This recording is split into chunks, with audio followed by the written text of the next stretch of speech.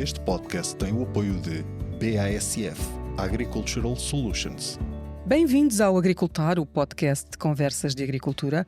Eu sou Isabel Martins, da Vida Rural, e hoje vamos partilhar o segundo podcast gravado ao vivo na Conferência Vida Rural, dedicada ao tema dos frutos secos. Desta vez, uma conversa com o consultor Mário Carvalho, com João Roseiro, da SLM Partners, Miguel Vieira Lopes, da Agrogés, e Daniel Montes, do Trevo, onde lançámos a pergunta: a regenerativa é o caminho? Ora, ouça. Começar por agradecer a todos a vossa presença. Miguel, vou começar precisamente por si, quando temos aqui esta questão da regenerativa é o caminho, e é uma interrogação propositadamente, para perceber se isto faz sentido para todos, isso é mesmo o caminho, não é? Por muito que acreditemos que sim. Quando falamos aqui em regenerativa, e pensando aqui também no setor dos frutos secos, o que é que nós queremos exatamente com isto de regenerativa? Que objetivos é que temos com isto? Antes de mais, muito obrigado pelo convite aqui para a discussão e boa tarde aos meus colegas de painel e a todos os presentes. Eu, se cá, sou menos qualificado aqui para falar da agricultura regenerativa e, portanto, o que eu trazia, onde o refúgio seria tentar analisar isto de uma maneira um bocadinho mais do ponto de vista da estratégia e da gestão da pergunta. Em relação ao que me perguntou, do que é efetivamente a abordagem, ou o que é isto da agricultura regenerativa, a melhor abordagem que eu já ouvi, não é inventada por mim, foi que é a criação de uma estratégia para criar a parcela e cada parcela mais resiliente e mais viável por meios próprios, não é? Portanto, dependendo cada vez menos do exterior, sendo que dependerá sempre de qualquer coisa do exterior, e portanto isso levanta aqui três questões principais, que é para quê? Para que é que fazemos isso? Quais é que são os objetivos? Isto, e como é que se faz? E depois, quais é que são os frutos que se colhem daí, não é? Portanto, eu acho, pelo menos dentro das minhas limitações de conhecimento, mas aqui os meus companheiros ajudar-me, que essencialmente para melhorias no solo e na biodiversidade, não é? Há muita coisa que normalmente, acho eu, a minha sensação é que há muita coisa que é deixada um bocadinho de parte na parte da biodiversidade, tanto do solo como insetos, essencialmente, como algumas coisas que podem ser aqui interessantes. Achei muito interessante estes resultados que foram apresentados aqui. Há assim os momentos destes quando a academia fala com o campo de uma maneira que se entende que são valiosos, não é? E isto, até para as atividades que se praticam dentro da agricultura que se pretende regenerativa, esta informação é valiosíssima. E isto já aconteceu, já vi isto acontecer em outras situações. Eu lembro-me que aqui há uns anos estava numa apresentação sobre questões florestais, a falar da fitóftora, e houve uma professora da Universidade do Algarve que veio explicar que a tremocilha era um hospedeiro assintomático e, portanto, as pessoas todas que semeavam tremocilha debaixo dos seus montados estavam a espalhar a fitóftora e a promover, quer dizer, que foi um choque, houve uma pequena revolta e tumulto, mas quer dizer, chegou a informação, e este género de informação é muito importante. Mas pronto, em relação à parte do solo, eu acho que se pretende essencialmente melhorar a capacidade de retenção de água no solo e melhorar a capacidade do solo de nutrir as plantas, não é? Depois, se calhar podemos mais à frente falar de várias coisas aqui relacionadas com isso, e especialmente dentro do horizonte da amendoeira, há aqui questões muito importantes, porque a questão da água é muito sensível, não é? E há uma importância especial por causa disso. Depois, como isto se faz, são um conjunto de grandes práticas, há muitas pessoas a experimentar muitas coisas, há questões que eu acho que são muito interessantes, como quando em relação às espécies que se utilizam nos enraivamentos ou nas brodaduras, quando se escolhe espécies que são melíferas por causa da polinização, há pessoas que querem fazer isso ao mesmo tempo do que a amendoeira está em flor, e há outros que querem prolongar os períodos de floração para trazer coisas, insetos que não são trazidos como polinizadores, que não são colocados lá, não é? Que aparecem naturalmente. Há muita coisa muito interessante. E depois há as atividades sobre o solo, a incorporação de matéria orgânica. Uma das coisas que eu acho que é interessante é esta incorporação de matéria orgânica, que é toda da parcela ou se vem de fora, não é? Coisas desse género. Portanto, aqui falar de objetivos, porque é que fazemos isto, não é? Que normalmente são objetivos económicos e ambientais em simultâneo. Quer dizer, torna-se um bocadinho esta perspectiva de tornar a parcela mais resiliente por meios próprios é muito económica, porque, quer dizer, com aumentos de custos que temos visto e que provavelmente se virão, e que esta semana, se calhar, não é das melhores historicamente para falar de aumentos de custos, não é? Quer dizer, precisamos que a parcela forneça isso, forneça mais água, para não se gastar dinheiro em água, forneça mais nutrição. E depois, eventualmente, pode haver outros benefícios mais à frente, como serviços dos ecossistemas, as externalidades que a sociedade diz que quer Já pagar. queria deixar esse tema para outro momento consigo, Miguel, Certo. está bem? Porque acho que é importante tocar nisso também. Passava agora ao João Rosário. João, só para percebermos aqui um bocadinho, depois deste enquadramento que o Miguel fez, porque este investimento em regenerativa? Porque é logo um bocadinho a gênese da SLN Partners, não é? O que é que acreditam na... Boa tarde, em primeiro lugar, muito obrigado pelo convite. É um prazer estar aqui no meio destes companheiros. Não é um bocadinho a gênese da SLM, é a razão Totalmente. pela qual a SLM existe. O que eu vou dizer agora não é para ser tomado como uma declaração da autoridade nossa, mas é para responder à pergunta que a Isabel fez no início. A SLM, desde 2009, data da sua fundação até hoje, investiu, números redondos, à volta de 750 milhões de euros em agricultura e floresta, ainda que uma parte consideravelmente menor, tudo em modelos de produção biológico ou agricultura regenerativa. E, portanto, obviamente nós só o fazemos durante este período todo e com volumes de capital tão grande porque acreditamos piamente que é a forma certa de se fazer agricultura. Qual é a razão por trás ou o que motiva estes investimentos? Bem, obviamente é o facto dos sócios fundadores da sociedade terem decidido criar uma sociedade que se dedicasse especificamente à produção agrícola e florestal. E ao verem, porque nenhum deles tinha qualquer tipo de ligação com o setor agrícola, ao pensarem, ao estudarem quais os modelos de produção mais acertados para o que se propunham a fazer, a agricultura regenerativa apareceu como a razão certa. Isto faz-me lembrar, nas presidenciais em que o Bill Clinton foi eleito, houve alguém que saiu com um lema que dizia a economia estúpido. E aqui apetece-me dizer é a agricultura estúpida. Para nós é evidente que é a melhor forma. E porquê que é a melhor forma? Várias razões. Não vou querer alongar muito, mas eu diria que bem, há uma razão que não é ideológica, mas que obviamente está na matriz de valores dos fundadores, que é a vontade de que o seu trabalho, que esta sociedade SLM promovesse ou desse uma resposta ao desafio das alterações climáticas. E, portanto, ao falarmos em alterações climáticas, vem logo o tema do sequestro de carbono e a agricultura regenerativa pode, deve, eu diria, tem que ter, obviamente, um papel muito forte aí. Mas há depois outra razão que posso elencar, que tem a ver com a questão da resiliência.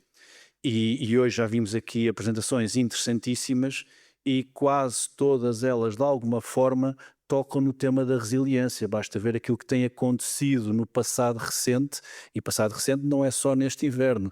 O que aconteceu no ano passado, vimos uma apresentação sobre as oscilações da temperatura e tudo mais, e para nós a agricultura regenerativa permite dar uma resposta ou permite potenciar a resiliência dos sistemas nos quais nós trabalhamos e, portanto, é uma perspectiva de gestão de risco. Nós somos uma sociedade financeira, eu sou o único agrónomo da SLM Partners, somos uma sociedade financeira e olhamos para estes investimentos numa perspectiva de risco e, portanto, tudo o que nos permita gerir o risco destes ativos tem valor. João, queria que começássemos já a aflorar aqui um bocadinho aqui alguns pontos críticos, ou seja, quando estamos aqui a falar em regenerativa, solo e fertilidade é a base. E aqui onde é que estão os principais desafios? Claro, ok, então ajudando o Miguel na definição, e eu não vou dar a definição da agricultura regenerativa porque não existe uma definição, mas existem alguns princípios básicos: regeneração do solo, que a Isabel estava a referir e bem, promoção da biodiversidade, uso eficiente ou sustentável da água, redução de mobilizações de solo, que tem um impacto depois na saúde do solo também, e a integração de pecuária. Eu sei que vai ser difícil resistir à tentação de trazer a discussão da integração de pecuária Mas eu quero permanentes. que me responda. Pode não ser agora, mas vamos chegar lá. Então vou deixar para depois. Vamos pode ser deixar que para passe. depois, sim. O desafio, quando se trata de culturas permanentes, porque também é verdade que a agricultura regenerativa apareceu inicialmente muito impulsionada e focada no tema das culturas anuais, mas quando nós transportamos para as culturas permanentes, é mais difícil promover alterações rápidas, porque nós instalamos uma cultura hoje que vai estar no solo durante 20 anos, 30 anos, e as alterações, a própria regeneração do solo leva mais tempo. E esse é, sem dúvida, um dos desafios que nós, SLM, temos sentido nos investimentos que temos feito em culturas permanentes. Há outro desafio que temos sentido também, que se prende com, eu esqueci-me de referir, um dos elementos essenciais é a redução de fatores de produção de origem sintética e substituição por fatores de produção de origem biológica. E em geografias como a nossa, por nossa entenda-se Península Ibérica, ainda é muito difícil conseguirmos, por um lado, convencer os atores locais, os operadores, os agricultores, a deixarem as práticas antigas e a fazerem esta transição para a utilização de fatores de produção de origem biológica.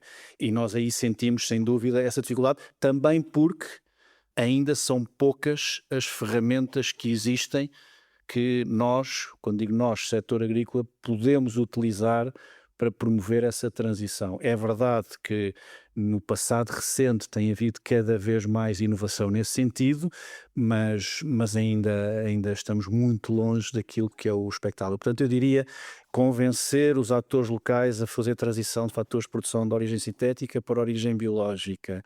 E a questão do timing. O tempo que as culturas levam a instalar-se, a começar a produzir, o facto de um impacto no ano 1 vai gerar impactos necessariamente no ano 2 e 3 e que numa cultura anual nós removemos a cultura e no ano a seguir podemos utilizar outra cultura e aquilo que era um problema deixa de ser. Nas culturas permanentes não é assim, porque o que aconteceu o ano passado em relação à primavera extremamente chuvosa vai ter um impacto necessariamente na cultura neste ano e, portanto, temos que gerir o tempo e as expectativas. Mais uma vez, sendo uma instituição financeira, muito do meu trabalho passa precisamente por gerir expectativas de investidores, porque eles têm que perceber no que é que estão investidos, e são árvores. Sou Marco Carvalho, então agora passava para si. Estamos aqui a falar em regenerativa, que é um tema muito na moda, não é? Muito trendy, mas que na verdade, como o professor diz, é uma coisa antiquíssima, não é? Sim, basicamente a regenerativa é uma roupagem nova para uma coisa que existe há muito tempo. Eu diria que se fala de agricultura regenerativa com outro nome desde os anos 60 do século passado, que quando o ecossistema agrícola passou a ser encarado como um ecossistema. Portanto, estamos a falar de agroecologia. Agora é o nome mais bonito, agricultura regenerativa. Basicamente, a agricultura regenerativa diz que o sistema agrícola é um ecossistema e, portanto, há aqui dois valores fundamentais, ou três se quisermos, que é as funções do solo, é a biodiversidade do sistema e a genética dos indivíduos. É basicamente isto que condiciona o funcionamento dos ecossistemas. Sendo que o foco central é colocado na gestão das funções do solo, na melhoria das funções do solo, que são muitas. O solo regula o ciclo da água, regula o ciclo dos nutrientes, mas o solo tem uma função fundamental de bioproteção das plantas, através dos micróbios que estão associados às raízes das plantas e são indutoras de mecanismos de resistência. Mas o solo é também o meio por onde temos que transitar as máquinas, portanto a transitabilidade do solo faz parte das suas funções e, portanto, o solo é a primeira das preocupações de qualquer sistema que encara a agricultura como um ecossistema, queremos chamar regenerativo ou outro número qualquer. O segundo é a biodiversidade dos indivíduos que compõem o ecossistema. E aqui há uma diferença muito grande entre as culturas anuais e as perenes, porque nas anuais eu tenho rotação de culturas e nas perenes não tenho. Portanto, tenho sempre o mesmo hospedeiro presente no terreno. E a única possibilidade que eu tenho de introduzir biodiversidade de plantas num sistema de culturas permanentes é o revestimento da entrelinha. Que, por sua vez, é muito importante a biodiversidade das plantas para a biodiversidade dos micróbios do solo, porque há associações preferenciais entre as diferentes plantas e os diferentes micróbios do solo. Portanto, num sistema em que eu tenho apenas uma monocultura, eu estou logo à partida a limitar a diversidade dos micróbios do solo por redução da diversidade dos hospedeiros. Quando eu estou a falar na gestão da saúde do solo, na melhoria das suas funções, o ponto central, o mais importante, de longe, sem qualquer dúvida nenhuma, é o teor de matéria orgânica do solo. E o teor de matéria orgânica do solo, para ser construído, só há duas maneiras. E as duas têm que estar presentes em simultâneo. Eu tenho que reduzir as perdas e tenho que aumentar os ganhos. E onde é que estão as perdas? As perdas estão na mobilização do solo. Dos fatores antropomórficos, há certamente fatores de clima e de solo, mas nesses não mexam. O fator antropomórfico que tem a ver com a perda de matéria orgânica do solo é a mobilização, quer através do aumento da taxa de mineralização, quer através do aumento das perdas de solo por erosão. Portanto, se eu quiser aumentar o teor de matéria orgânica do solo com recurso apenas ao carbono endógeno do próprio sistema, eu tenho que reduzir as perdas. Porque senão eu tenho que trazer carbono de fora. Mas trazer carbono de fora é batota. Porque quando eu estou a enriquecer o meu sistema com carbono produzido no outro sistema, eu estou a empobrecer o outro sistema. É como pagar cotas para emitir CO2. Eu, a partir do momento que paguei a multa, já posso emitir CO2 à vontade, que não faço mal nenhum ao ambiente. É batota. Portanto, eu tenho que aumentar a produção de biomassa do meu sistema. E para isso eu tenho que corrigir aquilo que estiver mal num solo que me impede o maior crescimento das plantas. Pode ser deficiência de nutrientes, pode ser toxicidade de nutrientes, pode ser o que seja. O meu primeiro passo, do ponto de vista da gestão da matéria orgânica, é reduzir as perdas, a seguir como é que eu aumento os ganhos e como é que eu passo a deixar esses ganhos dentro do meu sistema. Porque se eu exportar o aumento todo da biomassa que eu produzo, é evidente que eu não deixo carbono no solo. Porque a biodiversidade dos micróbios do solo é importante, mas ela nunca existirá se eu não tiver um elevado teor de matéria orgânica do solo. Portanto, esta tem de ser uma das chaves da atuação constante, porque isto obriga a uma atuação constante prolongada no tempo. É muito difícil acumular, é muito fácil perder. E, portanto, eu diria que a agricultura regenerativa ou agroecologia são todas as práticas que me contribuem para um aumento do teor de matéria orgânica do solo e para um aumento da biodiversidade do ecossistema. A cada momento, o que é que eu tenho de fazer para conseguir isso? Não tem receitas. Portanto, a agricultura regenerativa não é um livro de receitas de culinária. É aquilo que o diagnóstico que eu fizer da minha situação me indica que eu tenho de fazer na minha atuação. Muito bem, professor Daniel. Isto de trabalhar sem receitas é muito mais difícil, não é? Bem, primeiro deixa-me lá elogiar-te o teu vídeo, que não precisas, é quase melhor do que o Kiss the, quase do que o Kiss the Ground. O Kiss the Ground foi, para quem não conhece, é aí um vídeo hollywoodesco, é um documentário que, mais um, que empolou de alguma maneira esta narrativa, que é uma narrativa esta da agricultura regenerativa. Isto é uma palavra que cai muito bem em marketing, e isto às vezes precisa de se ir renovando, mas no fundo o tema da regenerativa, como vai muito ao tema do solo e desta regeneração do solo, muitas vezes até vai além da sustentabilidade, porque não é só, nós temos de atuar de maneira que não é só o tema de deixarmos melhor, que se queremos perpetuar com a atividade, temos mesmo de atuar, e isto é uma narrativa muito poderosa.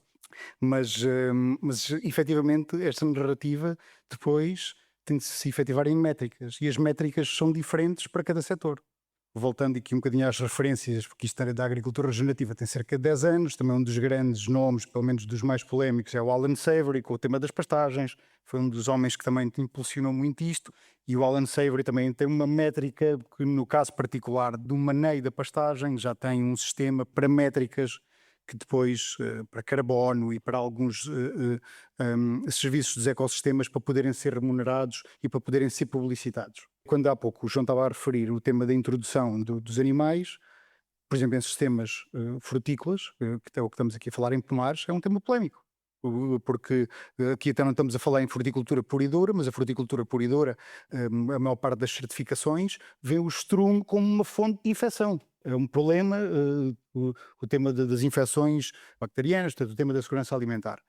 Ou seja, animais no sistema, Animais ser uma interrogação, não é? animais no sistema, as certificações, tal como elas estão, a maior parte delas neste momento não as aceitam. Por exemplo, nós aqui na amêndoa também muitas das vezes apanhamos do chão, a amêndoa é apanhada do chão, e tal como a maior parte das certificações neste momento estão montadas, há potencialidade de haver infecção, e esta contaminação não é aceitável em termos de segurança alimentar. Portanto, logo aqui temos uma Temos um dos Como o eixos. professor dizia, não tem receitas. Não há Portanto, não se pode aplicar todas as premissas Vamos lá ver. do santo grau da regenerativa para todas as culturas, não é? Isto, no fundo, tem de ser entendido um bocadinho setorialmente, não é? Aquilo que o primeiro setor em Portugal e, no fundo, quase que também um dos primeiros setores que avança sempre com este tipo de medidas é a viticultura, não é? A viticultura em Portugal e como noutros sítios foi o primeiro também a avançar. Recentemente também já lançou uma associação e também já devem trabalhar numa espécie de referencial. Eu acho que a viticultura, por sendo uma cultura permanente, nós no setor dos frutos secos temos bastante a ir beber a um potencial referencial que já existe, não é? E temos de ver o tema da incorporação dos animais. Eu, por exemplo, eu consigo incorporar os animais e tenho feito no meu pomar, no meu em particular. Vamos a falar de um pomar, na minha casa são 20 hectares, tenho um pastor ao lado, consigo ter eu as cercas, eu é que giro. Quando Está é a falar do pomar de amêndoa. um pomar de amêndoa. Mas por acaso nesse pomar em particular, até não estou aqui a cometer nenhuma inconfidencialidade ou nenhuma ilegalidade, porque não tenho global gap. E ainda não me foi dito que, como apanho para os panos, ok, neste caso então o tema também é apanho para panos, mas em termos, está aqui o professor Mário Carvalho e pode elucidar, mas quer dizer, o tema desta infecção, estando a trabalhar com 10 meses, quando as ovelhas entram, é de inverno, portanto vamos colher em agosto. Portanto, a probabilidade de haver uma contaminação por coli, quer dizer, é residual, diria eu. Portanto, esta narrativa tem de ser construída com base em métricas e estas métricas têm de ser trabalhadas e realistas, porque senão temos problemas. Ó Daniel, no seu caso, aquilo que já vai colocando em prática e da sua experiência, o que é que lhe parece que tem mais impacto positivo, naturalmente? Não, a ver, a história do impacto da saúde do solo é importante, mas leva tempo a construir. Portanto, claro que nós almejamos o aumento do teor de matéria orgânica. Estamos a trabalhar com culturas de cobertura. Foi com muito interesse que vi a apresentação anterior. É muito preocupante, ao mesmo tempo que é muito bom termos informação, é muito preocupante. É como o Miguel diz, esta é daquelas coisas. Agora vamos começar a ver produtores a querer, não, eu vou pôr herbicida total, se faz favor, porque, sobretudo aqui na zona das soletas, herbicida total. Esta informação é importante começar a vir.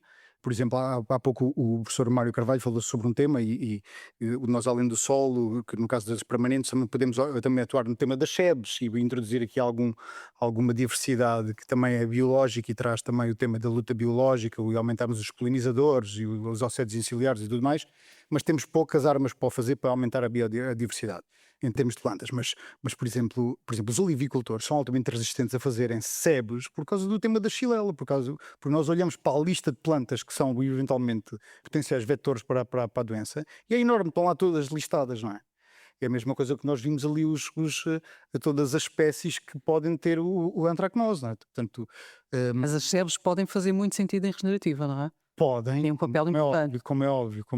E vamos lá ver, e as plantas serem suscetíveis não quer dizer a maior parte das contaminações que houveram por xilela. Todas as contaminações foram por plantas que vieram de viveiros em que a planta vinha infectada. Quer dizer, este estudo agora foi apresentado pela colega, agora é muitíssimo importante, é uma grande base de conhecimento, porque efetivamente nós precisamos de conhecer bem os mecanismos de dispersão dos poros e o ciclo de vida do fungo, porque este fungo é letal e tem um grande impacto sobre a atividade, mas cá está, quer dizer, todos nós achamos que estamos a fazer uma boa prática com as culturas de cobertura, é essencial este tema.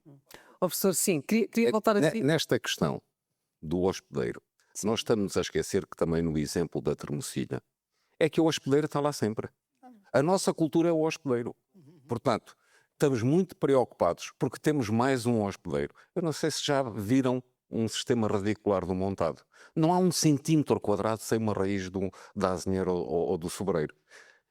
São as raízes da termocilha agora que vão fazer propagar a fitófora. A fitófora já lá está. Portanto, o que as culturas de cobertura, eu não digo que não estudemos eventualmente a pressão adicional que podem trazer, mas elas trazem-nos uma outra coisa fundamental para o equilíbrio do ecossistema, que é a biodiversidade dos micróbios do solo, que sem ela não há resiliência do ecossistema às doenças. Isto é fundamental. Portanto, mais do que um receio, eu acho que temos que olhar para as culturas de cobertura como a forma privilegiada de introduzirmos biodiversidade num sistema de culturas permanente. Só para terminar esta questão dos animais no sistema, o professor que é um homem das pastagens, queria ouvi-lo falar sobre isto. Bom, eu acho que há um equívoco tremendo nos homens das pastagens, que é a forma de pastoreio aumenta o teor de matéria orgânica do solo. E o António Costa aqui há uns anos pôs vacas a voar, mas não pôs vacas a fazer fotossíntese. O único ser no meu ecossistema que me fixa carbono são as plantas. Os animais são consumidores de carbono, tal e qual como nós. Eu, para ter 1 kg de estrume, o animal teve que ingerir 2 kg de carbono das plantas. Portanto, o animal não me forma a matéria orgânica do solo, é um consumidor. Ponto.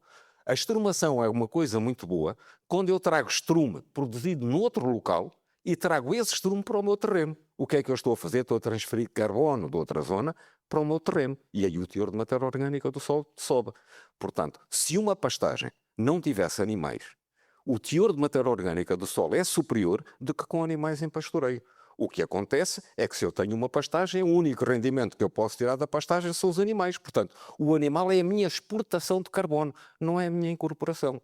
Portanto, num sistema de culturas permanentes, a introdução do animal só faz sentido se essa introdução me está a trazer alguma vantagem, seja por poupar nos cortes da erva, que o animal faz adente, seja porque tem um rendimento adicional. Agora, dizer que a introdução do animal me vai aumentar o teor de matéria orgânica do solo é dizer mais do que o António Costa, que afinal temos vacas que fazem fotossíntese além de voarem. Muito bem. Me parecia que tinha aqui uma ideia original sobre os animais no sistema. Miguel, queria fazer um comentário relativamente a esta questão da biodiversidade, não era isso? Era só, porque o professor estava aí a dizer isto, que já lá estão os hospedeiros potenciais, não é? Todos, mas quer dizer, eu não sei, se calhar estou aqui, é um bocadinho soberba, se calhar estar a pensar assim, mas cá podemos controlar o que lá está, não é? Se pudermos escolher uma mistura que seja mais resistente, se calhar vamos beneficiar, não é? Vamos beneficiar bastante com isso. Faça isto tudo que já ouvimos e a sua prática no terreno com os agricultores, não é? Como consultor, perguntar-lhe também onde é que lhe parece que estão aqui as maiores dificuldades em enveredar por este caminho, em implementar alguma destas práticas que falámos aqui. Eu acho que a principal dificuldade Já falámos que isto está claramente carregadinho de conhecimento, não é? Pois. Não tem receitas, que foi aquilo que nós ficámos habituados durante muitos anos, não é? Tínhamos um problema, tínhamos uma receita, agora não há.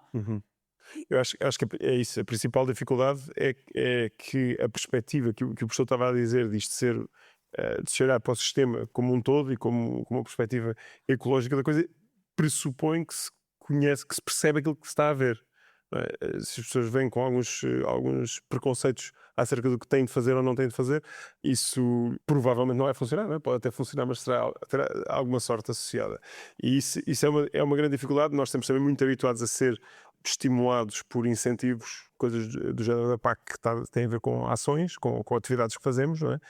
E isso também vai estimular um conjunto de ações que podem não ser ajustadas toda à parcela. E portanto eu acho que era importante transmitir este conhecimento e que as pessoas percebessem o que é que são as coisas principais. Isto tem muito a ver com os fatores críticos. Em cada momento, muitas vezes vai-se desbloqueando um a um, e antes de desbloquear o mais importante não é preciso.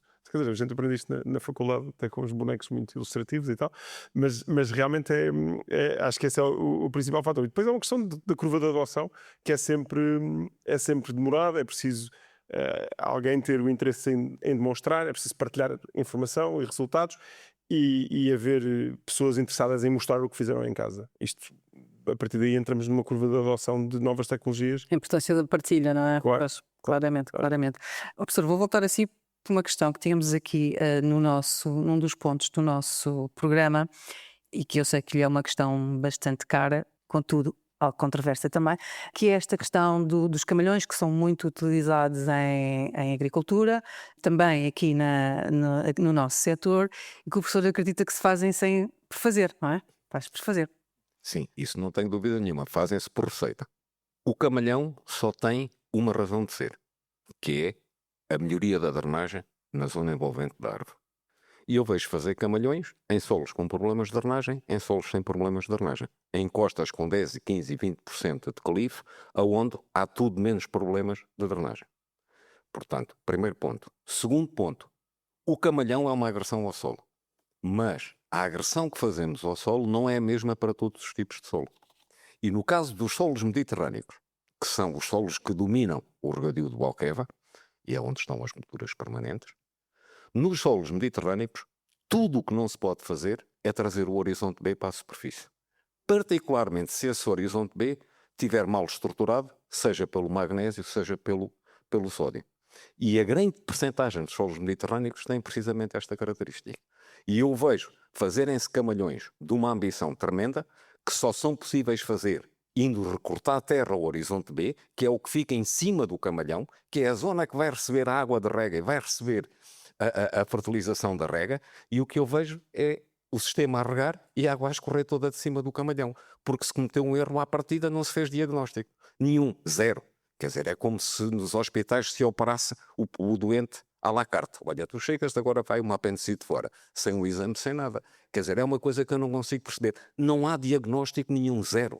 E isto assusta porque eu vejo que há maior degradação dos solos daquilo que é visível na zona do regadio do Alqueva do que houve na campanha do trigo do Salazar, que toda a gente diz mal, que toda a gente aponta o dedo como fator de perda de fertilidade generalizada dos solos do Alentejo, mas nós na área do regadio estamos em muitos casos a fazer um processo de degradação incomparavelmente mais acelerado do que aquilo que se fez na campanha do trigo. E nós temos de parar para pensar, porque eu acho que é inaceitável que se estejam a estragar os poucos solos agrícolas que nós temos quando não havia nenhuma razão para o fazer. Há situações em que sim, que há problemas de drenagem e temos que fazer os camalhões, mas nós vemos camalhões de cima a baixo nas encostas, ainda para mais na linha de maior declive para facilitar o trabalho das máquinas, acelerando depois drasticamente o processo de erosão. Isto não devia ser permitido. João, isto faz sentido? Faz, claro que faz. Eu acho que se houve coisa que hoje já nos apercebemos todos é de que, e também já foi dito aqui, não existe uma receita, não é possível, em situação nenhuma, camalhões, gestão de infestantes, controle de pragas, nutrição, não existe uma receita. O Daniel também já o disse bem, na agricultura regenerativa, e se calhar é uma das dificuldades pela qual o movimento, salvo seja, porque eu estou de acordo com o professor Mário Carvalho, que isto já vem de há muito tempo atrás, mas o movimento atual tem tido, é precisamente por não é possível fazer uma receita onde eu falo com todas as pessoas, dou uma receita e cada um vai para a sua casa e aplica. Isso não é possível. E, portanto, claro que o professor Mário Carvalho diz tem toda a razão de ser. Há situações em que camalhões é um crime, lesa pátria. Há situações onde é uma condição necessária para a instalação de uma determinada cultura. E isto aplica-se a tudo. Nós estamos na conferência dos frutos secos, também já nos apercebemos que o setor dos frutos secos, ainda que as culturas já estejam aqui há centenas de anos, mas o setor em si é muito recente e está a aprender. Ainda mais quem traz ou quem pretende implementar este tipo de modelos de produção diferentes, vamos usar esta expressão. E por isso há, de facto, muita falta de conhecimento. Mais uma das razões pela qual eu também gostei muitíssimo da apresentação sobre as infestantes, porque, obviamente, nenhum agricultor regenerativo ou nenhum agricultor inteligente vai tomar a decisão de não instalar um coberto vegetal por aquilo que viu. Mas pode, sem dúvida, planear um coberto vegetal mais adaptado em função daquilo que viu aqui. E isto é uma agulha no palheiro do muito que ainda há por explorar. Sim, esse é precisamente o ponto. É tudo muito à medida. Aquilo que funciona na exploração do João pode não ter nada a ver com aquilo que vai funcionar na exploração do Daniel, não é? E, portanto, esta exigência de conhecimento é que é algo de novo, não é? Para o nosso agricultor tradicional, que está habituado a fazer as coisas um bocadinho by the book. Portanto, e esse é um desafio enorme. O estarmos a aprender todos os dias, a surpreender-nos todos os dias com informações novas que nos fazem pensar e refletir, é um desafio adicional para quem estava habituado um bocadinho a seguir as práticas.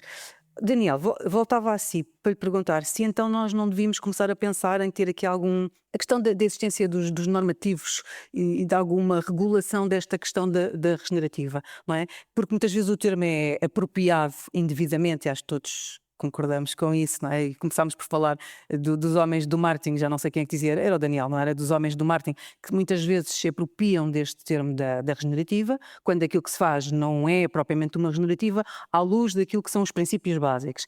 E a questão é se nós não devíamos ter aqui, à semelhança, por exemplo, de uma regulação da agricultura biológica, se não devia haver aqui algo mais um normativo mais sério que de alguma forma nos mostrasse um caminho de uma forma mais estruturada.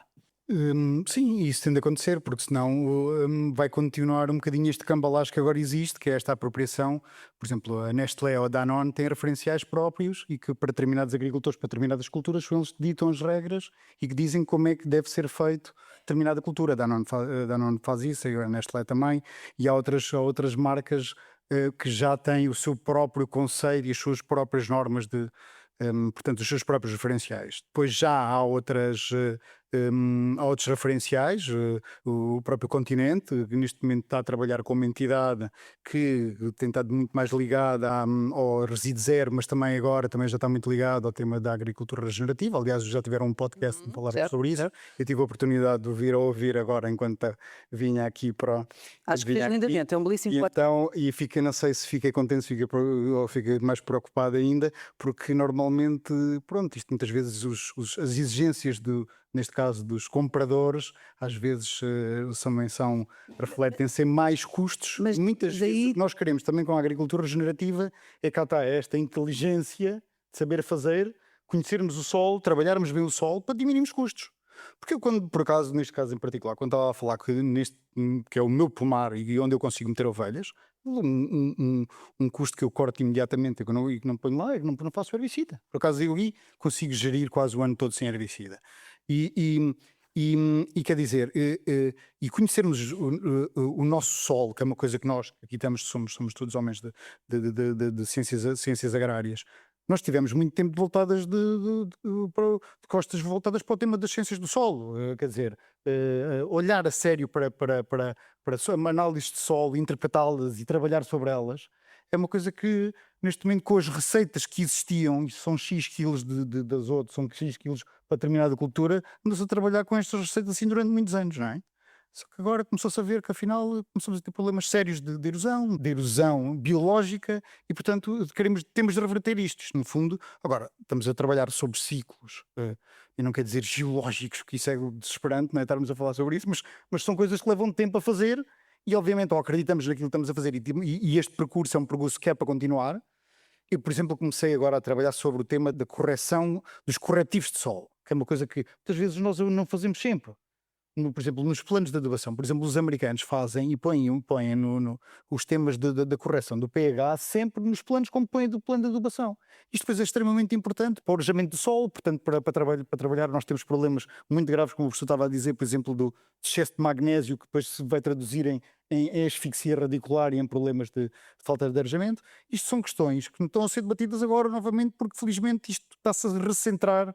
A agricultura regenerativa tem muito esta vertente, e quanto a mim é que vertente, para mim não é uma vertente romântica, é uma vertente sobre a qual temos de trabalhar, porque aqui estamos a falar sobre custos, não é?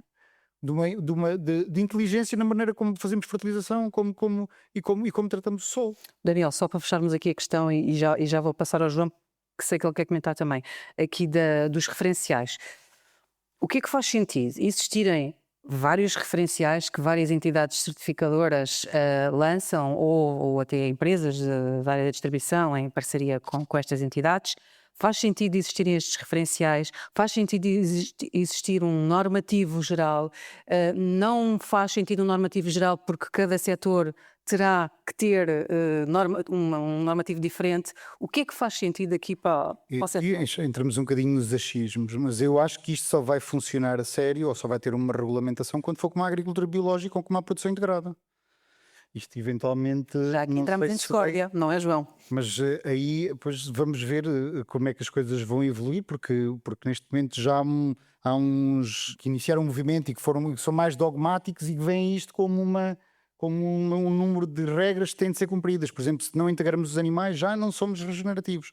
E, portanto, mas aí vamos ver como é que a coisa evolui. Mas neste momento a coisa está a evoluir setorialmente, ou então marcas têm força para ditar as regras e de como é que o querem fazer. Eu digo que são marcas ou compradores, não é?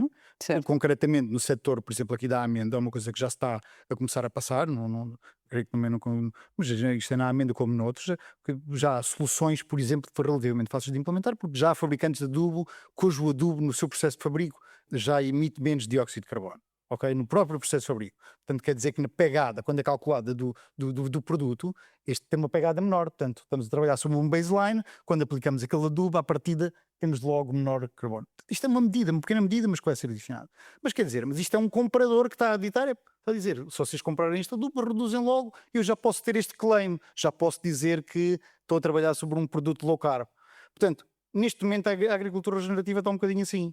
Enquanto isto não tiver um referencial, portanto, estamos sempre à mercê que possa haver aqui potencial para greenwashing. Isto é a minha opinião.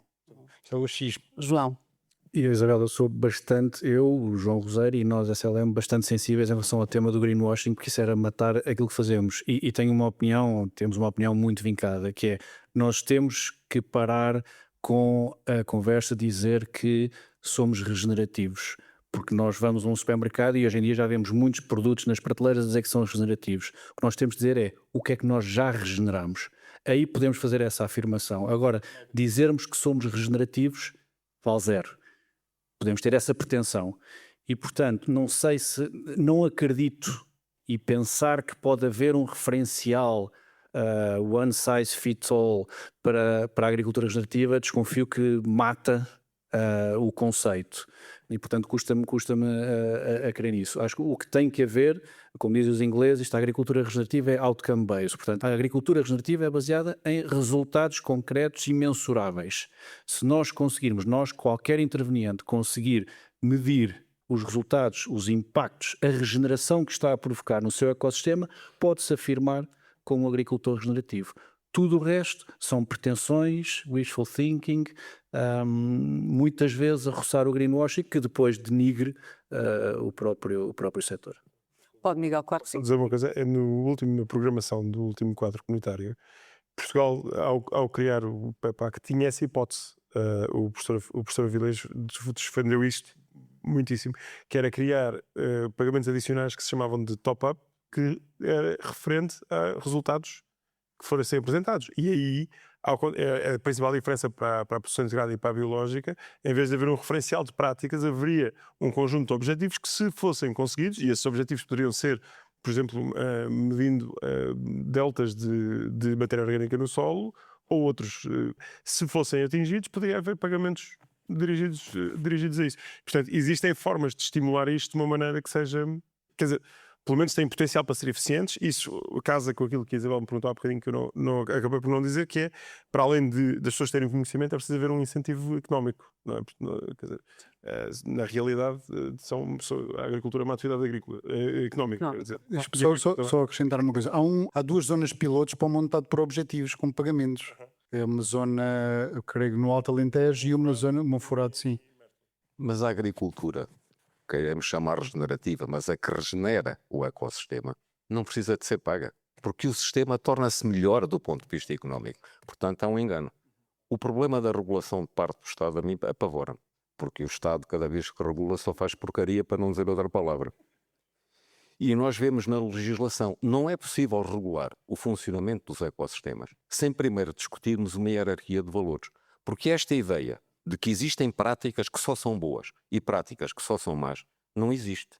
Cada prática tem a sua vantagem e o seu inconveniente. E ela será boa ou será má, consoante uma hierarquia de valores que eu tenho que definir. Imagino que era um Código Civil sem hierarquia de valores. Roubar um telemóvel valia o mesmo que matar uma pessoa. Não era possível um juiz julgar ninguém. E nós não temos essa hierarquia de valores no funcionamento do ecossistema. E o primeiro dos valores tinha que ser o solo. E neste momento é o último. Porque nós temos uma lei quadro comunitária para o ar, temos uma lei quadro comunitária para a água, mas não temos para o solo. E vê na lei portuguesa obrigar um agricultor a gravar um solo para incorporar um estrume por evitar a libertação de amoníaco para a atmosfera. Portanto, estamos a proteger o ar, que é um valor muito inferior ao solo, mas estamos a condenar o solo. Portanto, sem esta discussão de hierarquia de valores, nem vale a pena pensar em falar em normas por parte do Estado, porque o que nós vamos fazer é porcaria. Aqui era no sentido de poder dar aqui alguma transparência a selos e a certificações de regenerativa que começam a aparecer, não é? Portanto, era neste sentido a nossa discussão. Miguel, alguma conclusão? Deixe para si. Miguel é o consultor. As conclusões, pronto, fica aqui com com a responsabilidade de terminar. Sim, temos de fechar, não é? Temos de fechar. Esta questão da compactação é muito interessante porque, e não se falou se calhar o suficiente, fica para outra edição. Na compactação no camalhão, que eu já ouvi o professor Mário de Carvalho falar e que é um ponto de gestão específico em que se pode fazer coisas e que, portanto, seria realmente regenerativo da zona do camalhão. Portanto, pode-se talvez tentar corrigir alguns problemas. E depois esta questão da compactação dos animais também acontece com máquinas e, portanto, há alturas e há um bocadinho com mais de gravidade, porque há alturas em que não se pode decidir. Agora, esta semana o trator não vai lá porque o solo está encharcado, não é? Enquanto que as ovelhas pode-se decidir com mais facilidade. Aliás, há alguma crítica que já se ouve do setor, há dificuldade ainda em termos de legislação da utilização de drones para fazer alguns tratamentos, que seriam para isto se calhar uma forma interessante de abordar a coisa. Assim em termos de fecho, quer dizer, eu acho que abordámos aqui aqueles assuntos que me preocupavam, esta questão se calhar do incentivo ficou menos trabalhado, não é? O agricultor tem de estar motivado. O professor dizia que o Estado normalmente quando vai regular faz as neiras, eu também estou de acordo, e acho que há algumas culturas, nomeadamente esta, em que existe folga para a cultura se tornar mais independente de apoios, não é? Ainda assim, um sistema da esfera privada para reconhecer estas certificações que estávamos a falar, eu acho que teria uma estrutura semelhante a esta do top-up, em que se reconheceria resultados. É difícil porque há muito ruído, mas é difícil de chegar lá, mas sabemos de conseguir. Eu acho que em jeito de conclusão por mim, acho que era isto, era o foco nos resultados económicos.